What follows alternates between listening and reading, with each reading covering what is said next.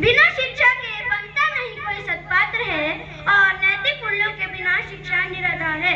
सर्वप्रथम मैं शौर्यात्री राजकीय वरिष्ठ माध्यमिक पाठशाला कोटनूर का छात्र जानकी महादेव के चरणों में अपना वंदन अर्पित करता हूँ।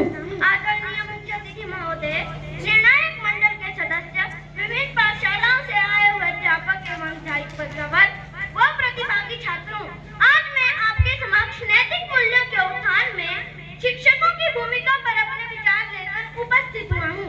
आशा करता हूँ आप मेरे विचारों को ध्यान से सुनेंगे व मेरी त्रुटियों को क्षमा करेंगे।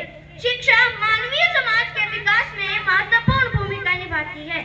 शिक्षक सिर्फ ज्ञान और विद्या प्रदान कराने वाले ही नहीं होते, बल्कि वे अपने छात्रों के व्यवहार, सोच और व्यक्तित्व को भी प्रभावित करते हैं। समाज में शिक्षकों की भूमिका अपरिवर्तनीय है।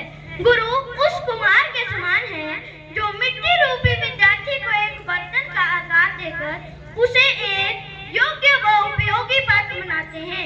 शिक्षक ही छात्रों को समाज के प्रति उनके उत्तरदायित्वों से अवगत करवाते हैं। शिक्षकों की भूमिका नैतिक मूल्यों के उत्थान में अत्यंत महत्वपूर्ण है।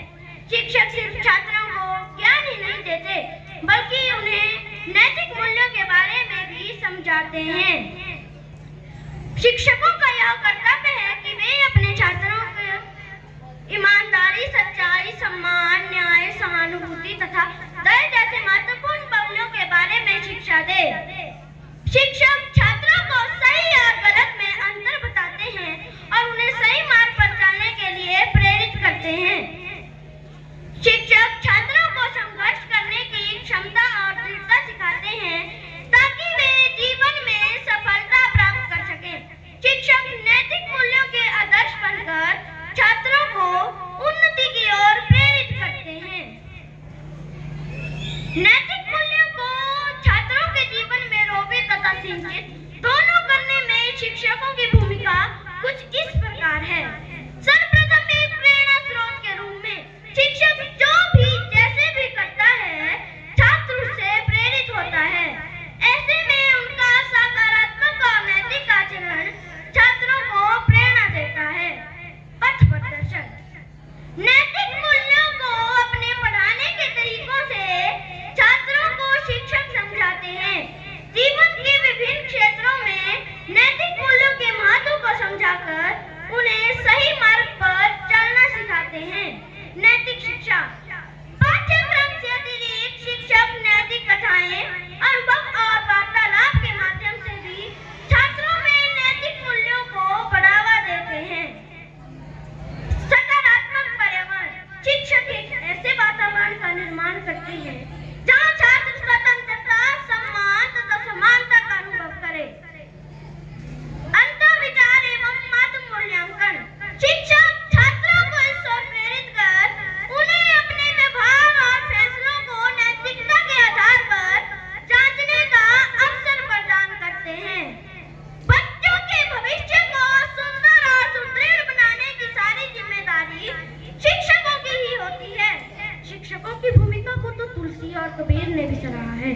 गुरु पारस को अंतरो जानत है सब संत, गुरु पारस को अंतरो जानत है सब संत, वह लोहा कंचन करे ये करिले महंत, वह लोहा कंचन करे ये करिले महंत। अर्थात गुरु और पारस पत्थर में क्या अंतर है, यह तो ज्ञानी लोग ही जानते हैं। जैसे पारस लोहे को सोना बना देता है, ठीक उसी तरह गुरु भी अपने छात्रों को सोना बना देता है। गुरु ज्ञान के द्वार होते हैं, वही अपने छात्रों को सही शिक्षा देकर समाज और राष्ट्र के हितार्थ नागरिकों का निर्माण करते हैं। नैतिक मूल्यों को शिक्षण प्रक्रिया के दौरान बच्चों में रोपित करते हैं। पाठ्यक्रम में नैतिक मूल्यों को शामिल करके शिक्षा को मूल्योन्मुख बना सकते हैं। आज मानव समाज में कालाबाजारी, भ्रष्टाचार, चोरी, रिश्वतखोरी, अश्लीलता का बोलबाला है। राष्ट्रीय चरित्र का प्रतिबल पतन होता जा रहा है। इन सब बुराइयों का मूल कारण है हमारी शिक्षा में नैतिक शिक्षा का अभाव। सिर्फ नैतिकता और सदाचार के मूल्य ही शिक्षा प्रणाली में समाहित की जाने वाली मूल्य प्रणाली का आधार बन सकते हैं। यदि यह बात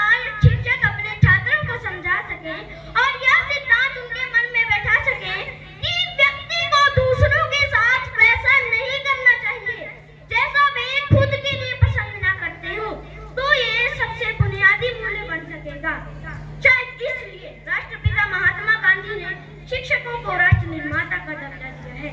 नैतिक मूल्य ही है शिक्षा का आधार और इन नैतिक मूल्यों का शिक्षक ही है सूत्रधार।